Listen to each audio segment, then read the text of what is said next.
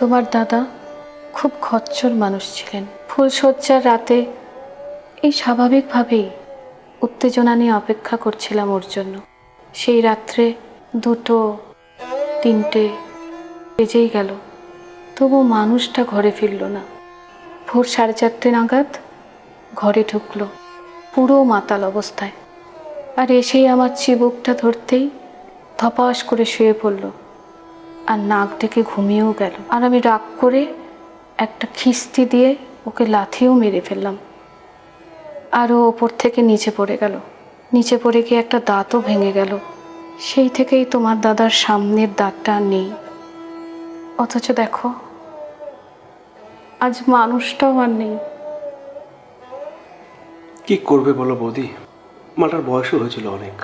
তোমার থেকে তো অনেকটা ডিফারেন্স না বয়সের? কত বছর যেন? 18 বছর। আচ্ছা, তুমি অঞ্জলিকে আনলে না কেন? ওকে বললাম চলো, বললো ওই সরে বাচ্চাটার মুখ দর্শন করতে চাই না। একদিক দিয়ে ঠিকই বলেছে, কম তো জ্বালায়নি মানুষটা ওকে। লুকিয়ে লুকিয়ে সবসময় ওর স্নান করা দেখতো। আমি কতবার ধরে ফেলেছি ওকে হাতে নাতে। মালটা ছিল একদম হাড় বজ্জাত। কি বলিস ইন্দ্র, ছোটবেলা থেকেই আমাদেরকে কত ঠকিয়েছে। ঠিকই বলেছিস মেজদা, লোকটা ছিল হাড় কিপটা। সেবার আমরা সবাই মিলে বাবাধামে গেলাম। ফেরার দিন ভুল করে বর্দার একটা জাঙ্গিয়া আমার ব্যাগে ঢুকে গেল। সেবার থেকে যখনই রাস্তায় দেখা হয় বর্দা আমাকে বলে, জাঙ্গিয়াটা দিবি না? জাঙ্গিয়া দে, জাঙ্গিয়া দে, জাঙ্গিয়া দে। সেবার তো একটা বিয়ে বাড়িতে বরবউয়ের সামনে বলে উঠলো, কিরে জাঙ্গিয়াটা দিবি না? তারপর থেকে মনে করলাম যে লোকটাকে জাঙ্গিয়াটা দিবই না। বলতে বলতে লোকটাই চলে গেল, আর ওর এই জাঙ্গিয়াটা থেকে গেল।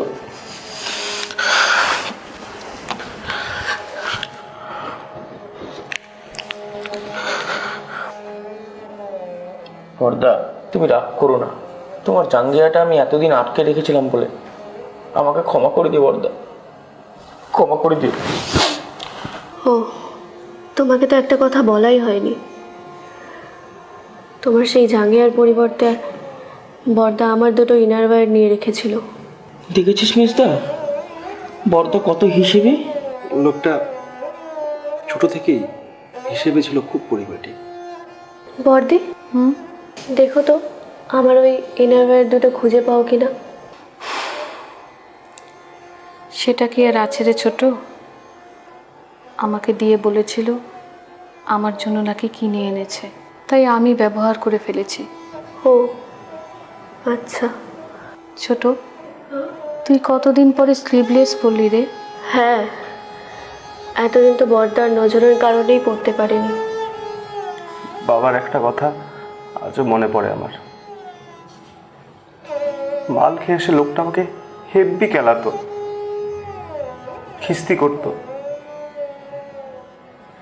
সাজিয়ে গুছিয়ে নিয়ে আমাকে মারার ফোন দিয়ে রাখতো যেন। আমার পকেটে বিড়ি গুজিয়ে দিয়ে নিজেই সেই বিড়ি খুঁজে বার করতো, তারপরে আমাকে দোষী সাজিয়ে আবার সেই উদাম কেলানো। আমাকে মেরে যেন একটা বাবা ইন্দ্রিয় সুখ ভোগ করতো জানো। মারা শেষ হলে বলতো, হাতের সুখ মিটলো। অজস্র স্মৃতি আছে বাবার, কোনটা ছেড়ে কোনটা বলি বলো তো।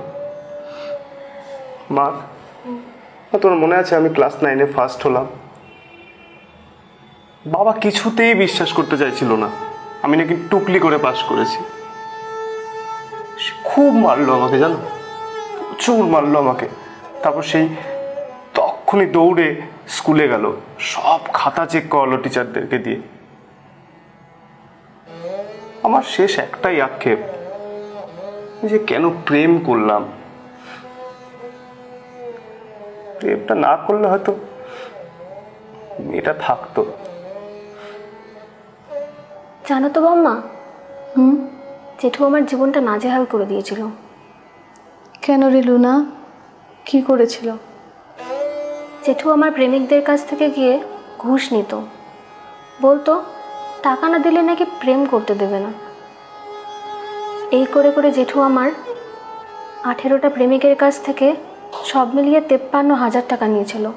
টাকা নেওয়ার পর আমায় এসে বলতো, জেঠু হিসেবে আমার কিছু দায়িত্ব আছে তো নাকি, তোর বিয়েতে ভালো কিছু দিতে হবে, তাই টাকা কালেকশন করে রাখছি আর কি। দাদার দায়িত্ব হচ্ছিল প্রখর, দায়িত্ব কখনো কিছু পাবে না। এই ছোট্ট মেয়েটার জন্য টাকা সংগ্রহ করছে।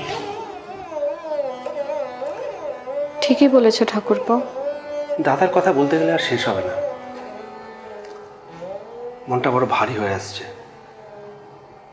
ইন্দ্র, চল একটু হুইস্কি পেদাই। চলো। বৌদি, আমরাও ঘরে বসছি, একটু বরফ পাঠিয়ে দিও। তোমরা যাও, আমি নিয়ে যাচ্ছি। আর শোনো, আমার জন্য এক প্যাক বানিও। আজ মানুষটাকে বড় মিস করছি। মিস করো না। একটা কথা কি জানো, মানুষ জন্মের পরে প্রথম যে পাপটা করে তখনই তার মৃত্যু হয়। যার পাপ যত বেশি তার মৃত্যু হয় তত তাড়াতাড়ি।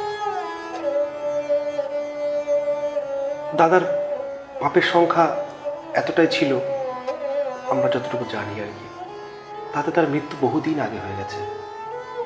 বাকি সময়টা দাদা তার শরীরটাকে বহন করছিল। এই এতদিনে তার বিনাশ হল।